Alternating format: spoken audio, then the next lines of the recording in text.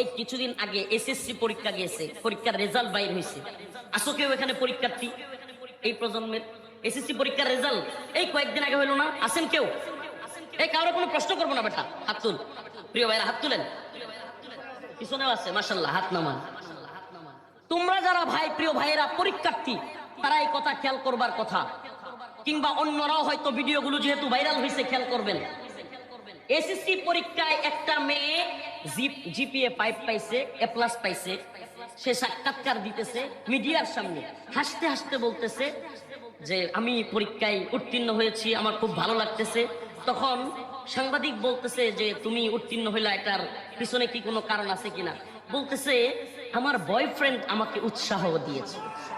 আস্তে বেটা আস্তে, আমি ওই হুজুর না যে বয়ফ্রেন্ড গার্লফ্রেন্ড কালচার নিয়ে মজা করব আর তোমরাও জি জি মজা নিবা। বেটা আল্লাহ যেটা হারাম করেছেন, যেটা কবিরা